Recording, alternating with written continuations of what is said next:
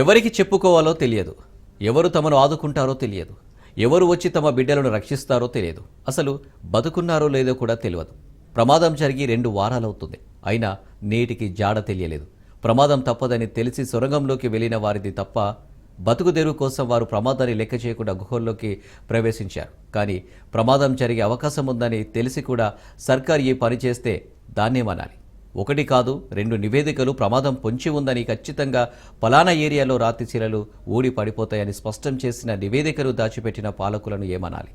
సర్కారు చేసిన ఎస్ఎల్బీసీ హత్యలకు ఎవరు బాధ్యత వహిస్తారు? రాష్ట్ర ముఖ్యమంత్రి బాధ్యత వహిస్తారా? నీటిపారుదల మంత్రి బాధ్యత వహిస్తారా? లేదంటే ప్రభుత్వ పెద్దలు ఎవరు ఎందుకు బాధ్యులు? తెలిసి 8 మందిని బలిగొన్న టన్నెల్ ఘటనలో అసలు విషయాలు తెలిస్తే ఎవరికైనా సరే కళ్ళు బయర్లు కమ్ముకుంటాయి.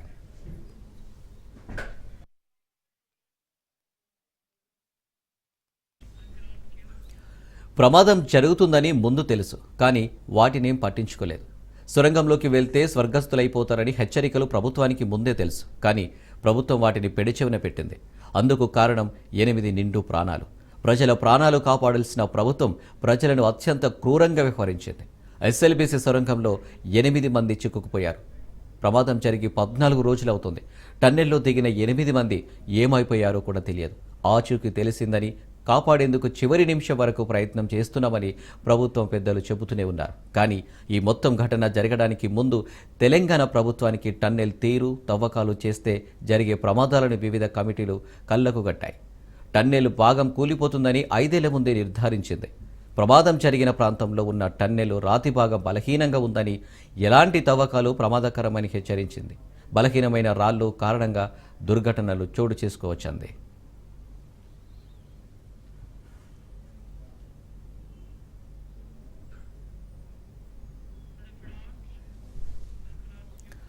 ఫిబ్రవరి 22న తెలంగాణలోని ఎస్ఎల్బీసీ టన్నెల్లోని ఒక భాగం కూలిపోయే ముందు జయప్రకాష్ అసోసియేట్స్ లిమిటెడ్ నివేదిక ప్రమాదం ఎలా జరుగుతుందో వివరించింది. టన్నెల్ నిర్మాణ సమయంలో ఫాల్ట్ జోన్ను నిర్ధారించింది. పలానా ఏరియాలో టన్నెల్ కొంత భాగం కూలిపోయే అవకాశం ఉందని కుండ బద్దలు కొట్టింది. జయప్రకాష్ అసోసియేట్స్ లిమిటెడ్ నోయిడాకు చెందిన కంపెనీ 2005లో టన్నెల్ నిర్మాణ కాంట్రాక్ట్ను దక్కించుకుంది.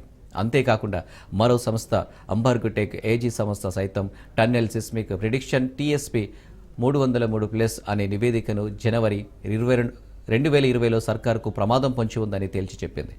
ఫాల్ట్ జోన్ 13.88 కిలోమీటర్ నుంచి 13.91 కిలోమీటర్ మధ్య టన్నెల్ రాక్ బలహీనంగా ఉందని, నిర్మాణ పనుల సందర్భంగా ప్రమాదం తప్పదన్న సందేశాన్నిచ్చింది.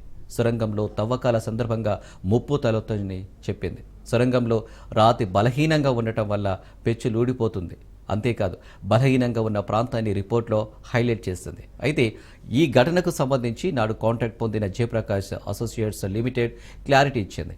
తాము టన్నెల్ విషయమై నివేదిక ఇచ్చామని చెప్పినప్పటికీ తాజాగా ఇప్పుడు జరిగిన ప్రమాదంపై మాత్రం ఎలాంటి కామెంట్స్ చేయబోమంది. సొరంగంపై నివేదిక ఇచ్చిన మరో సంస్థ అంబర్గుటెక్ ఏజీ సంస్థ సైతం తామిచ్చిన రిపోర్టు కాన్ఫిడెన్షియల్ అని, ఇప్పుడు తామేం కామెంట్స్ చేయలేమంది.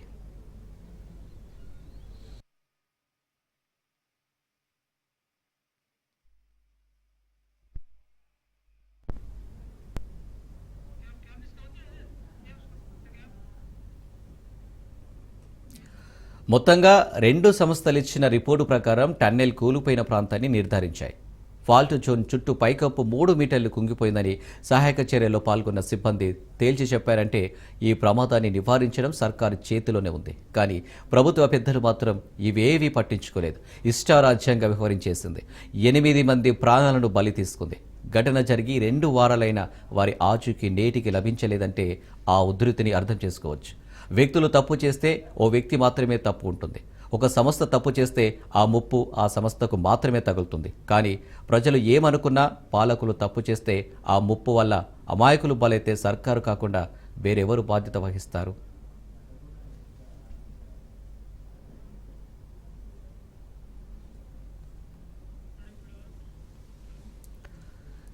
ప్రభుత్వం చేసిన హత్యలుగా వీటిని ఎందుకు భావించరాదు? ప్రజల ప్రాణాలకు రక్షణ ఉంటానన్న ప్రభుత్వ పెద్దలు ఇంతటి నిర్లక్ష్యంగా వ్యవహరించడాన్ని ఎవరు ఉపేక్షిస్తారు? చిన్న విషయాలను రాజకీయాలు చేసే నేతలు ప్రమాద ఘటనపై చేతులు దులుపుకుంటున్నారు.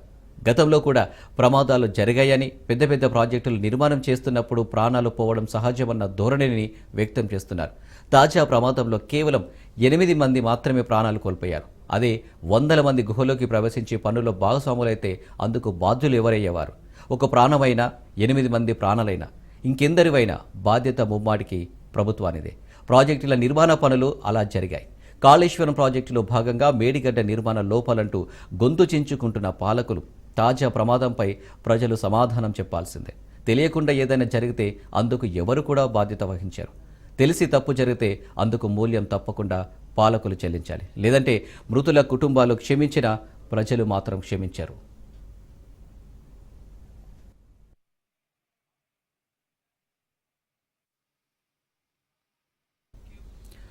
అసలే నిర్లక్ష్యం, ఆపై లెక్కలేనితనం వెరసి ప్రజల ప్రాణాలను పూచిక పుల్లలా చూస్తున్న సర్కారు చేతగానితనాన్ని ఏ విధంగా శిక్షించాలంటూ బాధిత కుటుంబాలు ఆవేదన వ్యక్తం చేస్తున్నాయి.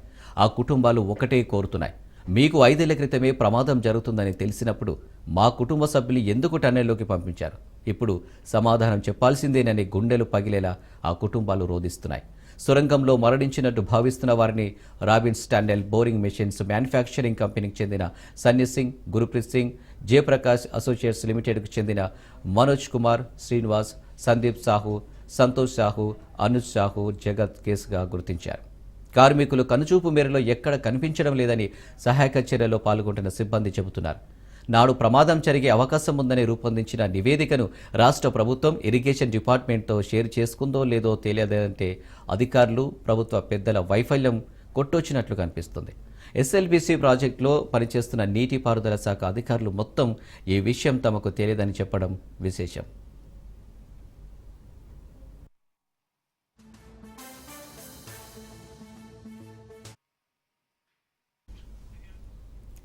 మరోవైపు ఎస్ఎల్బీసీ టన్నెల్ విపత్తు గురించి రాష్ట్ర ప్రభుత్వానికి ముందుగానే తెలుసన్నారు కేటీఆర్. ఆ స్థలాన్ని రెడ్ జోన్గా వర్గీకరించిన 2 నివేదికలను ప్రభుత్వం విస్మరించడం వల్లే ఈ దుర్ఘటన జరిగిందన్నారు. కమిషన్ల కోసమే పని ప్రారంభించిందని కేటీఆర్ ధ్వజమెత్తారు. 8 మంది ప్రాణ నష్టానికి వేల కోట్ల ప్రజాధన వృధాకు రేవంత్ రెడ్డి, మంత్రివర్గం బాధ్యత వహించాలని డిమాండ్ చేశారు. సిట్టింగ్ హైకోర్టు న్యాయమూర్తి ఆధ్వర్యంలో దర్యాప్తు జరపాలని కేటీఆర్ డిమాండ్ చేశారు. ముఖ్యమంత్రి రేవంత్ రెడ్డితో సహా మంత్రులు కమిషన్లకు ప్రాధాన్యత ఇస్తున్నారని, దీనివల్ల ఎస్ఎల్బీసీ టన్నెల్ విపత్తు సంభవించిందన్నారు. ప్రమాదం గురించి హెచ్చరించే 2 నివేదికలు ఉన్నప్పటికీ ప్రభుత్వ పెద్దలు స్వార్థ ప్రయోజనాల కోసం పనులు కొనసాగించారని ఆరోపించారు. టన్నెల్ 13.88 కిలోమీటర్ల నుండి 13.91 కిలోమీటర్ల మధ్య ఒక ఫాల్ట్ జోన్ స్పష్టంగా గుర్తించిన విషయాన్ని కేటీఆర్ వివరించారు. బలహీనమైన రాతి నిర్మాణాలు, తీవ్రమైన నీటి లీకేజీలను హైలైట్ చేస్తుందన్నారు.